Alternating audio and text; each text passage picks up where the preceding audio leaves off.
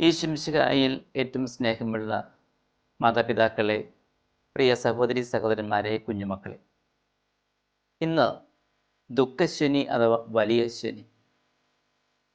വിശ്വാസത്തോടു കൂടിയുള്ള പ്രത്യാശയുടെ, ഉറപ്പാണെന്ന ബോധ്യമുള്ള പ്രതീക്ഷയുടെ ഒരു ദിവസം. നഷ്ടപ്പെട്ടു പോയിട്ടും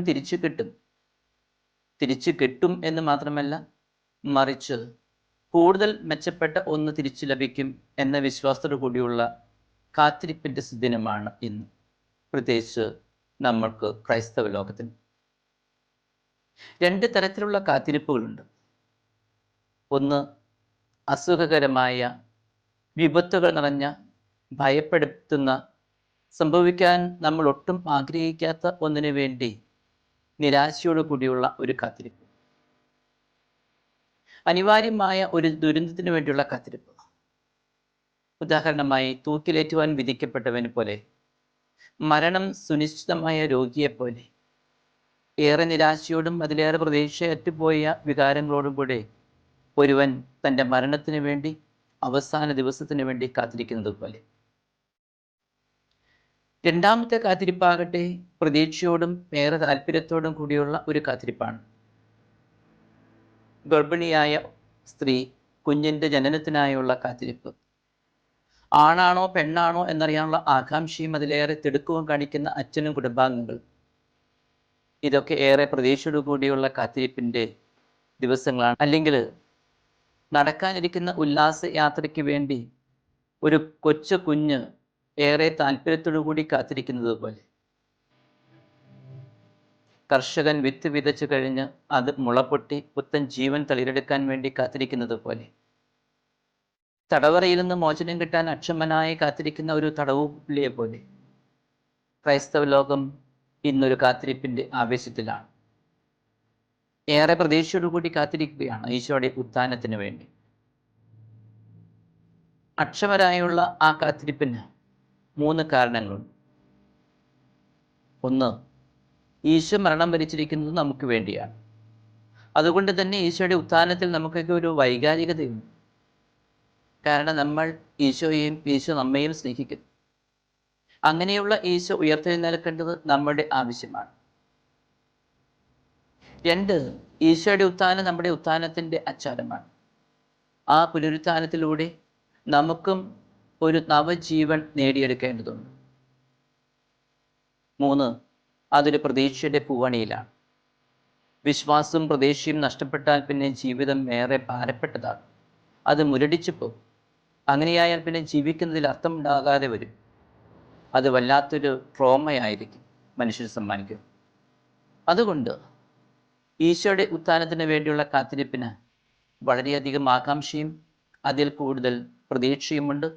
അതിനുവേണ്ടി ക്രൈസ്തവ ലോകം മുഴുവൻ കാത്തിരിക്കുകയാണ്. യോഹന്നാന്റെ സുവിശേഷത്തിൽ 20-ാം അധ്യായത്തിൽ 19-ാം വാക്യത്തിൽ നമ്മൾ ഇങ്ങനെ കാണുന്നുണ്ട്. ആഴ്ചയുടെ ആദ്യ ദിവസമായ അന്ന് വൈകിട്ട് ശിഷ്യന്മാർ യഹൂദരെ ഭയന്ന് കഥ കടച്ചിരുന്നു. അവർ ഭയാശങ്കരായിരുന്നു, വിശ്വാസമില്ലാത്തവരായിരുന്നു, പുറത്തിറങ്ങാൻ പോലും ധൈര്യമില്ലാതിരിക്കുകയായിരുന്നു. ആ പ്രതീക്ഷയറ്റ സാഹചര്യത്തിൽ നിന്ന് ഏറെ സന്തോഷവും പ്രത്യാശയും നൽകിയ പുനരുത്ഥാനത്തിൻ്റെ ഒരു പുലരിയിലേക്ക് ക്രൈസ്തവ ലോകം കാത്തിരിക്കുകയാണ്. എന്താണ് ഈ ദിവസത്തിൻ്റെ സന്ദേശം? ഒറ്റ സന്ദേശമേ ഉള്ളൂ. സഹനത്തിന് അർത്ഥമുണ്ടെന്നും ദൈവിക പദ്ധതിയുടെ ഭാഗമായുള്ള സഹനങ്ങൾ സന്തോഷത്തോടുകൂടി സ്വീകരിക്കുകയും അതിനോട് സഹകരിക്കുകയും ചെയ്യുന്നവർക്ക് ദൈവം പ്രതിസമ്മാനം നൽകുമെന്നുള്ള സന്ദേശം. തൻ്റെ അഭിഷിക്തൻ അഴിഞ്ഞു പോകാൻ അവിടുന്ന് അനുവദിക്കുകയില്ല എന്ന് വിശുദ്ധ ഗ്രന്ഥത്തിൽ നമ്മൾ വായിക്കുന്നു. ഒരു പക്ഷേ നിങ്ങൾ തബേബൂയ കോഴിയ എന്ന പൂമരത്തെക്കുറിച്ച് കേട്ടിട്ടുണ്ടാകും. ഒരു ഇല പോലുമില്ലാതെ മരം മുഴുവൻ മഞ്ഞപ്പൂക്കൾ നിറഞ്ഞ് ആരെയും ആകർഷിക്കുന്ന ആ മരങ്ങൾ ബാംഗ്ലൂരും മറ്റും നിങ്ങൾ കണ്ടിട്ടുണ്ടാകാം. സാധാരണ മാർച്ച് ഏപ്രിൽ മാസങ്ങളിൽ അവ പൂവണിയും. ഇങ്ങനെ പൂക്കൾ ഉണ്ടാകുന്നതിന് മുൻപ് എല്ലാ ഇലകളും ഒഴിഞ്ഞു പോയി ഏതാനും ദിവസങ്ങൾ അതങ്ങനെ നിൽക്കും. ആദ്യം കാണുന്നവരെയൊക്കെ ഒരുപക്ഷെ ചിന്തിച്ചേക്കാം അത് ഉണങ്ങിപ്പോയെന്ന്. എന്നാൽ പിന്നീട് അത് മനോഹരമായി കണ്ണിന് കുളിർമ നൽകുന്ന കാഴ്ചയായി മാറും. നമുക്കൊക്കെ അറിയാവുന്ന നമ്മുടെ നാട്ടിലുള്ള ഗുൽമോഹർ അഥവാ വാഗമരം, ചുവന്ന പൂക്കളുണ്ടാകുന്ന ആ മരം, അല്ലെങ്കിൽ കണിക്കൊന്ന ഒക്കെ ഇലകൾ കൊഴിഞ്ഞ് ശവപഞ്ചരം കണക്ക് ഒരു നോക്കുകുത്തിയായി നിൽക്കാറുള്ളതല്ലേ. ആ മരങ്ങൾക്കും ഒരു പ്രതീക്ഷയുണ്ട്.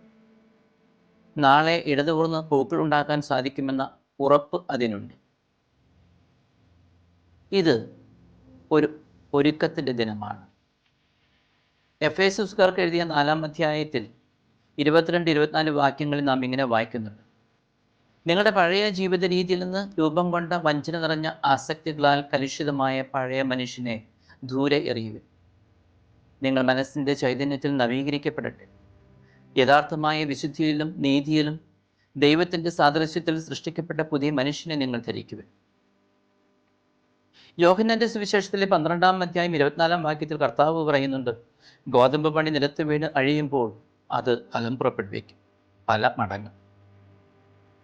കർത്താവിൻ്റെ ഉത്ഥാനം മനുഷ്യൻ്റെ മരണാനന്തര ജീവിതത്തെക്കുറിച്ചുള്ള ഭയങ്ങളുടെയും നിരാശ നിറഞ്ഞ ദിവസങ്ങളുടെയും ഒക്കെ അഴിയലാണ്, അഥവാ ഇല്ലാതാകലാണ്, ഉന്മൂലനം ചെയ്യപ്പെടലാണ്.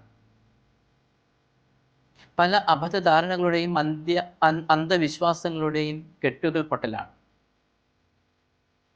യോഹന്നാന്റെ സുവിശേഷം 11-ാം അധ്യായം 44-ാം വാക്യത്തിൽ ലാസറിനെ ഉയർപ്പിച്ചുകൊണ്ട് കർത്താവ് പറയുന്നുണ്ട്: അവൻ്റെ കെട്ടുകൾ അഴിക്കുവിൻ, അവൻ പോകട്ടെ. ഉത്ഥാനം മനസ്സിൻ്റെ വീർപ്പ് മുട്ടലുകളിൽ നിന്നുള്ള മോചനമാണ്, പ്രതീക്ഷയുടെ മുളപൊട്ടലാണ്. തീർച്ചയായും വിത്തിൻ്റെ പുറന്തോട് പൊട്ടി പുതുമുകളം പുറത്തു വരുമ്പോൾ അതിൽ വേദനയുണ്ട്. പക്ഷേ അത് പുത്തൻ ജീവൻ്റെ തുടിപ്പാണ്, ഒരു പുതുയുഗത്തിൻ്റെ പിറവയാണ്. നമ്മിൽ പ്രതീക്ഷകളുണ്ടാകട്ടെ, ഏത് സഹനങ്ങളെയും അതിജീവിക്കാനുള്ള പ്രതീക്ഷ. നിരാശയിൽ ആണ്ടുപോയവർക്ക്, ജീവിതം വഴിമുട്ടിയവർക്ക്, മരണത്തെ മുഖാമുഖം കാണുന്നവർക്കൊക്കെ പ്രത്യാശയുടെ കിരണങ്ങൾ തെളിയുന്ന ഒന്നാകട്ടെ ഇന്ന ദിവസം. അതായിരിക്കട്ടെ ഈ വലിയ ശനിയാഴ്ചയുടെ ഒരുക്കത്തിൻ്റെ ദിവസത്തിൻ്റെ സന്ദേശം. ദൈവം നമ്മെ ഓരോരുത്തരെയും ധാരാളമായി അനുഗ്രഹിക്കട്ടെ. പിതാവിൻ്റെയും പുത്രൻ്റെയും പരിശുദ്ധാത്മാവിൻ്റെയും നാമത്തിൽ ആമേൻ.